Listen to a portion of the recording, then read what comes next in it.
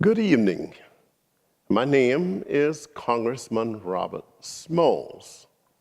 I was born on April the 5th, 1839, in the city of Beaufort, South Carolina. I bet I know why you're here today. You want me to tell you about that courageous act, that feat I pulled off when I stole the planter boat and snuck through the Charleston Harbor with my family and friends, and we all became free. Well, I'm going to tell you about that. But first, let me tell you a couple of things that brought me up to that point. Now, that horrifying institution known as slavery was the most horrifying period in the history of the United States. Growing up as a boy in Beaufort, my mother, Lydia, took me down to the nearby jailhouse. And there I saw a woman being whipped to the point where she was bleeding. She later saw me look in another direction. There was the auction block with a 10-year-old boy about to be sold. My mother looked at me and she said, "Robert, you know that could be you." Well, you see, I didn't have it quite as hard as some of the nearby enslaved Americans on the rice plantations and the cotton plantations did. I could go up and down the street. I used to play with other kids, white kids my age. It was rumored and highly speculative that John McGee was my father. He was the owner of me and my mother. Well, he had a certain affection for me, and I guess that's the reason why I didn't have it quite as hard. My mother was determined that I learn the horrifying effects of slavery. So what she did was she asked Master McGee to let me go over to his cotton plantation on Ladies Island and spend some time with some of her relatives. I did. For 3 long months. I picked cotton, I chopped wood, I slept on the bare floor of the cabins with my relatives. And after 3 months, I went back to Beaufort at 511 Prince Street, where we lived in a cottage behind the house. I was actually determined that one day I was going to do something to help free my people. Well, it turned out that after seeing so many enslaved Negroes being whipped and families being split up, torn apart, it had a tremendous effect on me. So my mother thought that I was going to get in trouble. So she talked to Mr. McGee and asked him if I could go to Charleston and be rented out as an indentured servant. And he agreed, but he had another plantation near Charleston, so he took me up to Charleston and rented my services out, where I could actually receive $1 out of the $8 I earned per month. The rest of the money went to my owner, Mr. McGee. Well, I worked as a lamp lighter. I worked along the docks. I worked as a hotel bus boy. I did all types of odd jobs until I started working on some of the nearby boats, and I became an experienced navigator. Now, to navigate in and out of the Charleston Harbor takes a little bit of skill, I might add, Well, I learned a lot about the incoming and the outgoing of the tides. I learned a lot about wind-driven currents. And I think that's what helped me later on in life. Now, I'm going to tell you how I made that daring escape, taking my family to freedom through the Charleston Harbor.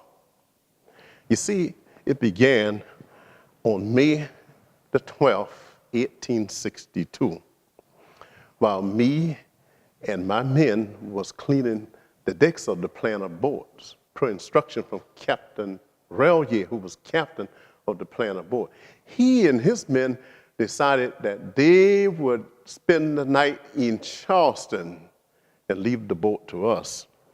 Well, while cleaning the decks of the boats and scrubbing like this, I decided that I was going to go up to the wheel of the boat, and I put on Captain Rellier's jacket.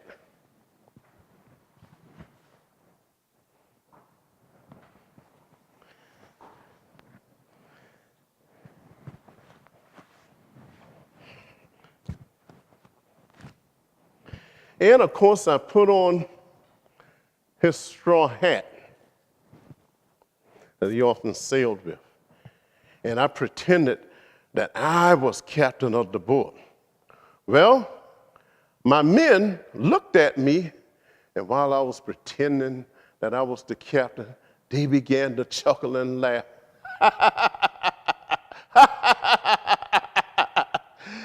I said, "What are you brethren laughing at?" "Robert, we laughing because you look just like old Captain Rellier." I said, "Brethren, meet me at my house this evening at 6 o'clock. I have an idea." Well, it turned out that's exactly what they did. They came to my house, we sat around, and I actually formulated a plan of how we would risk our lives taking that planter boat out of the harbor.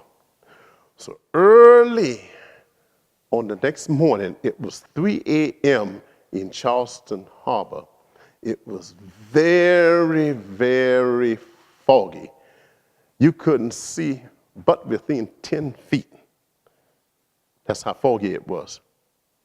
But we lit up the boilers and we backed the boat out and we went down a couple of blocks and we stopped the boat at another dock. And that's where my family boarded the boat, along with some of the other crewmen' family. And we sailed that boat. I piloted the boat. And when coming up upon Fort Sumter, I tilted my head on the side. Now I had to sound the whistle to correct number of times so that I could gain clearance to get through the harbor.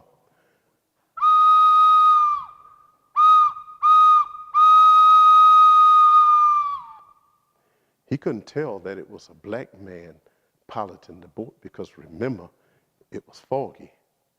He responded back with the correct number of response signals, giving me clearance.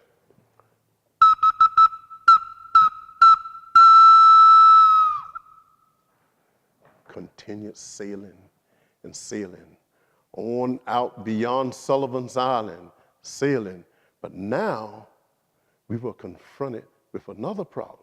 Because, see, the CSS Planter boat is a Confederate munitions transport boat, and we were sailing with the Confederate flag still up. The Union blockade forces, as we approached them, they saw the Confederate flag and was just about getting ready to fire upon us. But my wife Lydia remembered to bring a white sheet. And we took the Confederate flag down and we hoisted up that white sheet as a peace symbol. They recognized it being a peace symbol of surrender.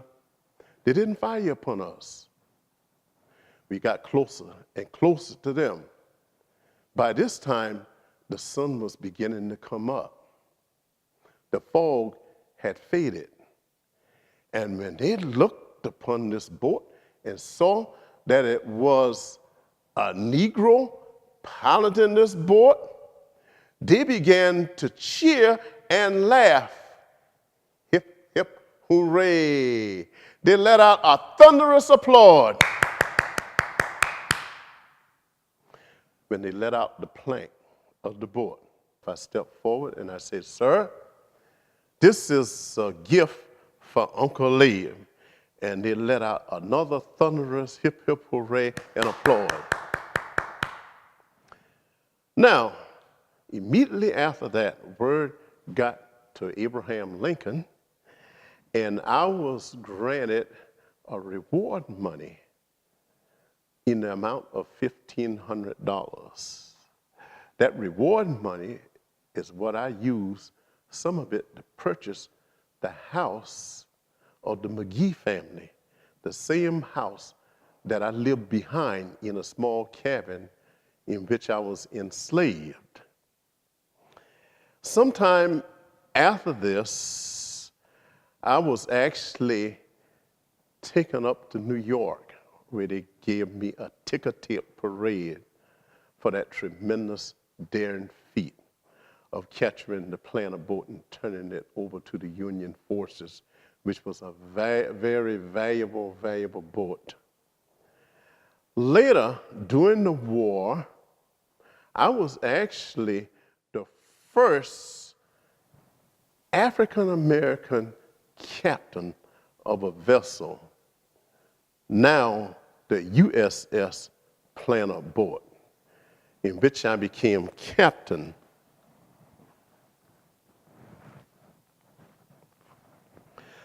I also led another daring act. Once, when we were on the Planter boat and were sailing through the Charleston Harbor, heading towards Beaufort, we became under heavy bombardment near Secessionville. Well, the captain of the boat at the time, that captain decided that we needed to surrender.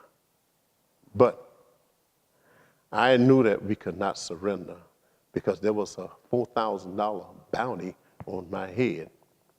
So he kept saying, "We need to surrender, we need to surrender." I said, "No, we will not surrender." He got frightened and he went down into the boiler room and locked himself in. I took command of the boat and I told the crew, "We are going to sail on," and we continued to sail on and on until we got out of the reach of the bombarding fire. For that, I met another commendation, you see, of honor. And the captain of the boat at that time, he was court-martialed and dismissed. Now, in my later years, I became a U.S. congressman representing the District of Beaufort, South Carolina. There were two brilliant pieces of legislation that I enacted. I drafted the legislation to start public schools in South Carolina, which became known as the Public Accommodations Act. And later, I saw the need to have a naval station in Beaufort. So that became Parris Island, the Marine Corps training base. Those were two pieces of legislation that tremendously helped the state of South Carolina. I am Robert Smalls, known as the Gullah Statesman.